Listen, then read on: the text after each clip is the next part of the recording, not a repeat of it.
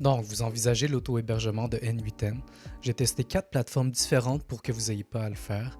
Puis celle-ci est de loin la meilleure option pour des mises à jour automatiques, peu d'entretien, puis aucun tracas. Allons directement dans le vif du sujet. On va utiliser Elastio, qui est en fait une plateforme cloud entièrement gérée qui héberge vos différents logiciels. Ils ont préconfiguré beaucoup d'applications dont vous pourriez avoir besoin à l'avenir pour votre auto-hébergement, et l'une d'entre elles est N8N. Certains des principaux avantages d'héberger via quelque chose comme Elastio plutôt que de déployer son propre conteneur Docker par exemple et de faire les mises à jour manuellement sont qu'Elastio gère tout ou presque tout pour vous. C'est presque comme si vous l'exécutiez sur N8N Cloud lui-même, sauf que vous possédez votre propre instance du logiciel, puis c'est incroyablement peu coûteux.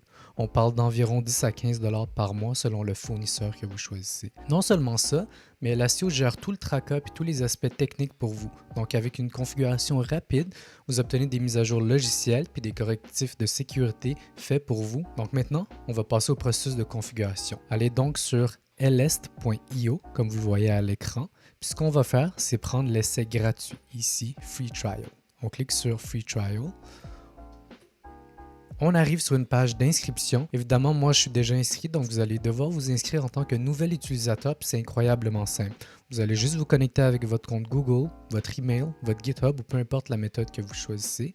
Puis ensuite, il va vous envoyer un email de vérification. Puis ça va vous mener à un tableau de bord quand votre compte sera activé et inscrit, qui ressemble beaucoup à ceci.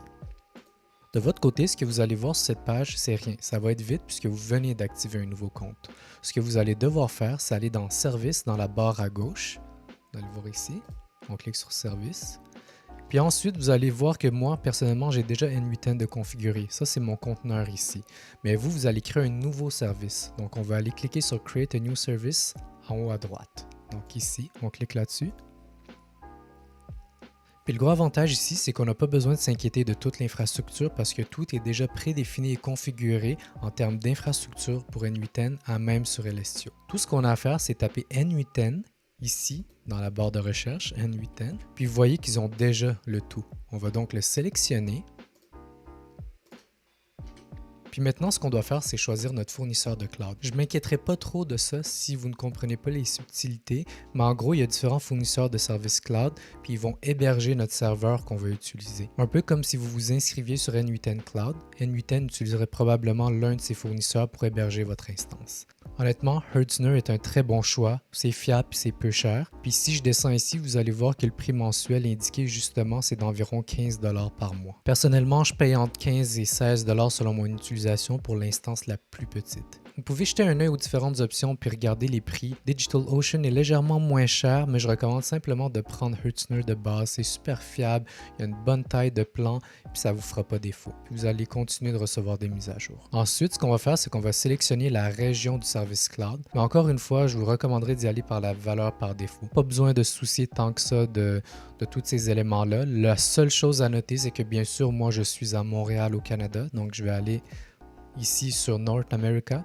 Et je vais prendre la première option ici. Au niveau du plan de service, on va tout simplement prendre le small de base. Donc 2 CPU, 2 GB de RAM. C'est largement suffisant honnêtement pour un petit test comme ça qu'on veut faire pour notre instance. Donc on sélectionne ça. Ensuite, on va aller cliquer sur Next. On va donner un nom au tout. Donc ici, je pourrais mettre N8N Test 2. Votre email devrait déjà être là, puis pas besoin de configurer l'étape 2 qui est un volume de réseau. Donc on laisse ça désactivé.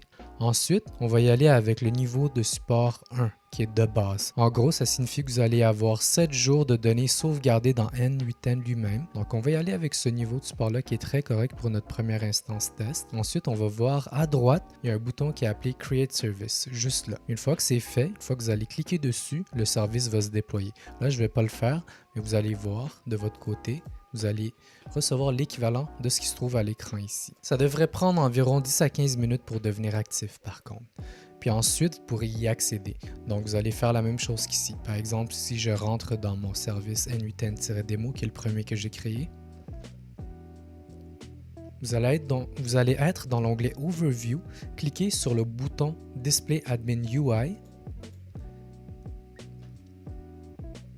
et vous allez avoir l'URL où votre service va être déployé. Tout ce que vous aurez à faire, c'est de cliquer là-dessus, donc allons-y, et ça va vous mener à cette page où vous allez devoir inscrire votre email et votre mot de passe, et ce sera votre première instance N8N déployée. Puis c'était aussi simple que ça. Donc si on clique là-dessus, je sign in, donc je me connecte et voilà, je suis connecté justement à mon instance personnelle auto-hébergée de N8N. Donc c'était aussi simple que ça. Si vous avez aimé la vidéo, lâchez un petit like, un petit commentaire pour mentionner quel genre de vidéo vous aimeriez voir dans le futur, puis on se reparle très bientôt. Merci beaucoup.